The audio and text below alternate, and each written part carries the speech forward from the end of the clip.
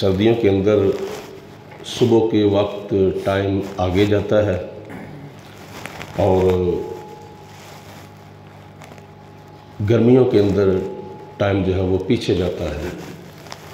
اب چونکہ سردیاں گزر رہی ہیں اور گرمیاں آ رہی ہیں، ٹائم جو ہے وہ پیچھے جا رہا ہے۔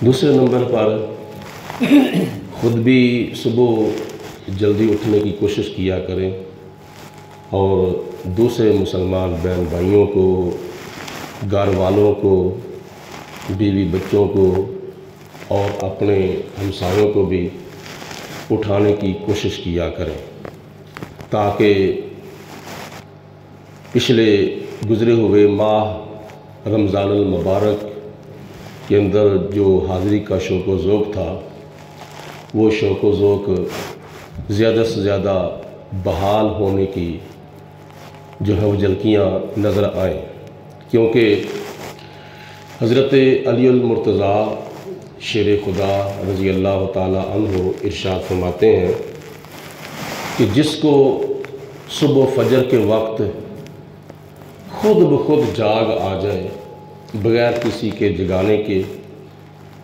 اذان کی آواز کے بغیر، یا دنیا کے اندر جو اور بیدار ہونے کے ذرائع ہیں، مثلا یہ موبائل کا الارم ہے، یا گھر والوں میں سے کسی نے اٹھا دیا، یا فجر کی اذان سن کر جاگ آ گئی، ان ذرائع کے بغیر اگر کسی کو خود بخود فجر کے وقت یا تہجد کے وقت جاگ آ جائے تو حضرت علی المرتضیٰ رضی اللہ تعالیٰ عنہ فرماتے ہیں سمجھو اس پر اللہ بھی راضی ہے، اللہ کے رسول بھی راضی ہے۔ تو جس پر اللہ اور اللہ کے رسول راضی ہوں تو راضی ہونے کی نشانی یہ ہے کہ اس کو خود بخود تہجد کے وقت یا فجر کے وقت جاگ آ جائے، تو پھر اس کو اللہ رسول کو راضی رکھنا چاہیے۔ مطلب یہ ہے کہ اس کو اٹھ کر پھر فجر کی یا تہجد کی نماز جو ہے وہ لازمی طور پر ادا کرنی چاہیے۔ تو جس کو جگانے سے بھی جاگ نہ آئے، فجر کی اذان ہونے کے باوجود بھی جاگ نہ آئے، تو سمجھو پھر اس کے اوپر اللہ بھی ناراض ہے، اللہ تعالیٰ کے رسول بھی ناراض ہے۔ یہ حدیث پاک میں آتا ہے کہ نبی کریم علیہ السلام نے ارشاد فرمایا کہ فجر کی نماز کی جو سنتیں ہیں، جو فرضوں سے پہلے پڑھی جاتی ہیں، ان سنتوں کی کتنی فضیلت ہے، کتنا فائدہ اور ان کا کتنا ثواب ہے۔ حضور علیہ السلام نے فرمایا کہ دنیا کے اندر جو کچھ بھی ہے، دنیا سے اور دنیا کے اندر جو کچھ بھی ہے، ان تمام نعمتوں سے فجر کی سنتیں جو ہیں وہ بہتر ہیں، افضل ہیں، اعلیٰ ہیں۔ اب تم اندازہ کرو کہ دنیا کے اندر کیا کیا ہے۔ دنیا کے اندر یہ سب سے پہلے دیکھو کہ دنیا کی کرنسی ہے، دنیا کی کرنسی، دنیا کا پیسہ، دنیا کی دولت، دنیا کا مال، جو ریالوں کی شکل میں بھی ہے، روپیوں کی شکل میں بھی ہے، ڈالروں کی شکل میں بھی ہے، پاؤنڈوں کی شکل میں بھی ہے، درہم کی شکل میں بھی ہے، دینار کی شکل میں بھی ہے۔ دنیا کی جو دولت ہے دنیا کے مختلف ملکوں کی کرنسیوں کی شکل میں ہے۔ تو آج تقریباً تمام مسلمانوں کے دلوں کے اندر یہ خیال ہے کہ میں پاؤنڈ بھی حاصل کروں، ڈالر بھی حاصل کروں، درہم بھی حاصل کروں، دینار بھی حاصل کروں، کیونکہ دنیا کے ملکوں کی جو کچھ کرنسیاں ہیں وہ دنیا کے کچھ ملکوں کی کرنسیوں سے بھاری ہیں۔ مثلا ہمارے ملک پاکستان کی جو کرنسی ہے روپیہ، اس سے سعودی ریال جو ہے وہ بھاری ہیں، کویتی دینار بھاری ہیں، امریکی ڈالر بھاری ہیں، اور برطانوی پاؤنڈ بھاری ہیں، اور کافی ملکوں کے جو مال میں سے یعنی جو کرنسیاں ہیں وہ ہمارے ملک پاکستان کی کرنسی سے وزنی ہیں، تو اس لیے ہمارے کئی پاکستانی باشندے جو ہیں وہ زیادہ مال حاصل کرنے کے لیے وہ کاروباری سلسلے میں آؤٹ آف کنٹری جاتے ہیں، دوسرے ملکوں میں جا کے کاروبار کرتے ہیں، تو ان کو ایک ایک ڈالر کے ذریعے، ایک ایک درہم کے ذریعے، ایک ایک دینار کے ذریعے، ایک ایک پاؤنڈ کے ذریعے، ایک ایک کوئی کرنسیوں کے ذریعے پھر زیادہ جو ہے وہ پیسے ملتے ہیں۔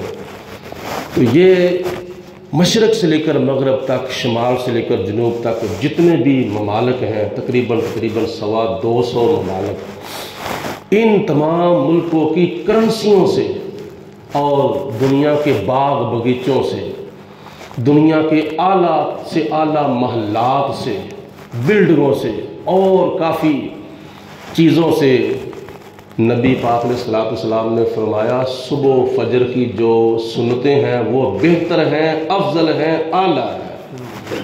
اب کوئی اندازہ کرے فلاں کے پاس بڑے درہم ہے، فلاں کے پاس بڑے ڈالر ہے، پاؤنڈ ہے، رنگڑ ہے، فلاں کرنسی ہے لوگوں کے پاس، تو اس کو یہ خیال کرنا چاہیے میرے پاس کیا ہے۔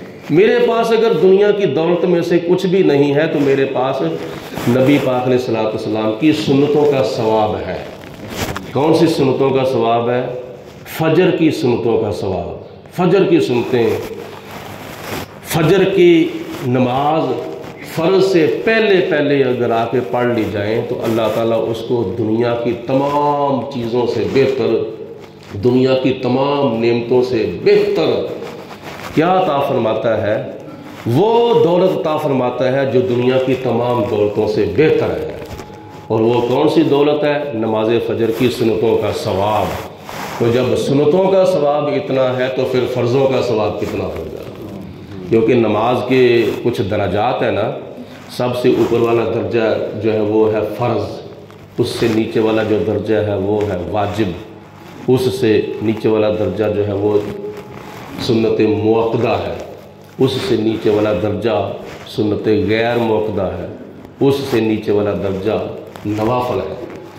تو نفلی نماز جو ہے وہ ایسی نماز ہے جو نماز کے تمام درجوں سے نیچی نماز ہے، اور فرضی نماز ایسی نماز ہے جو نماز کے تمام درجوں سے اوپر والی نماز ہے۔ تو اس سے جو نیچے والا درجہ ہے وہ ہے واجب، اور تیسرے نمبر پر نماز سنت ہے۔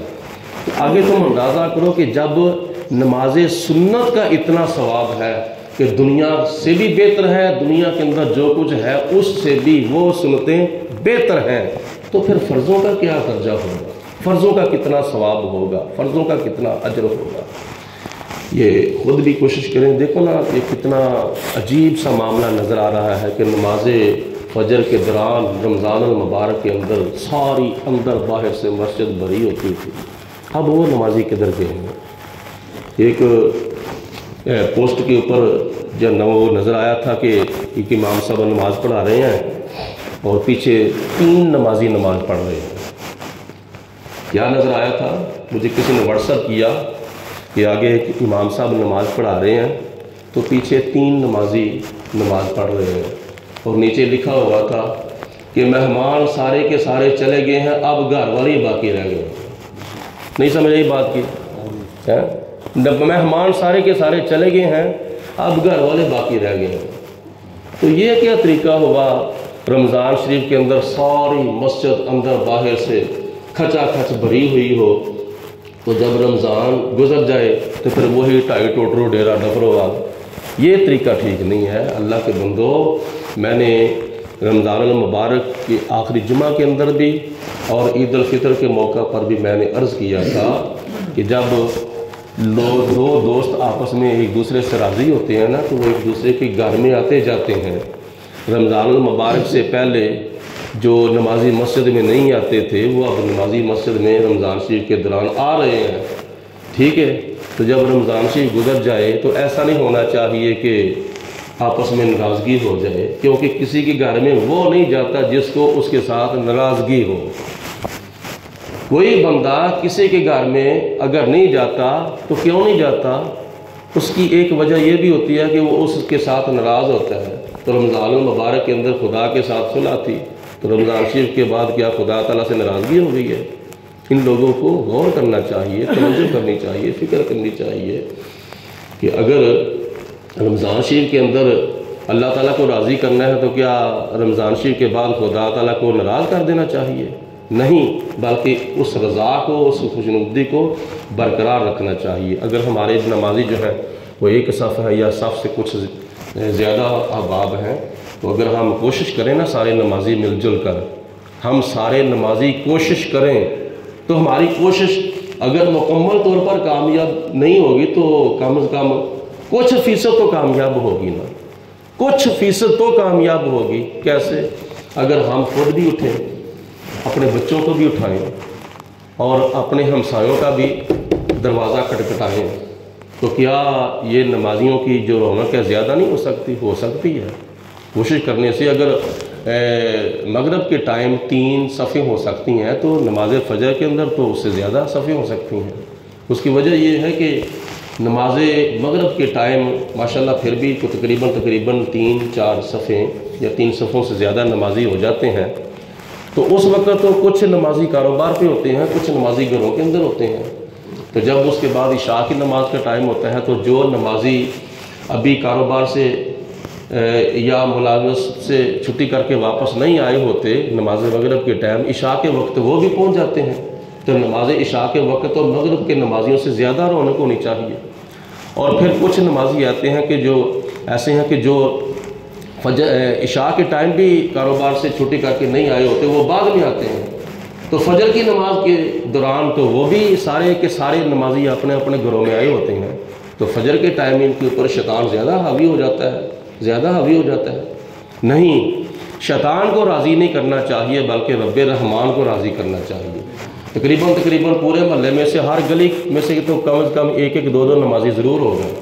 اگر محلہ علی اصغر کالونی کی 7-8 گلیاں ہیں تو ہر گلی سے تو کوئی نہ کوئی نمازی آیا ہوا ہے نا، تو ہر نمازی اپنی اپنی گلی کے اندر غور کرے، توجہ کرے، آتے آتے جتنے دروازے لوگوں کے راستے میں آتے ہیں ان دروازوں کو بندہ کھٹکھٹا کے آ جائے تو گھر والے کچھ بھی نہیں کہتے، اور ان میں سے کئی راضی ہوں گے، کوئی تمہارا شکریہ ادا کریں گے، شکر یار تیرا تو نے مجھے اٹھا دیا ہے، میری فجر کی نماز فوت نہیں ہوئی ہے۔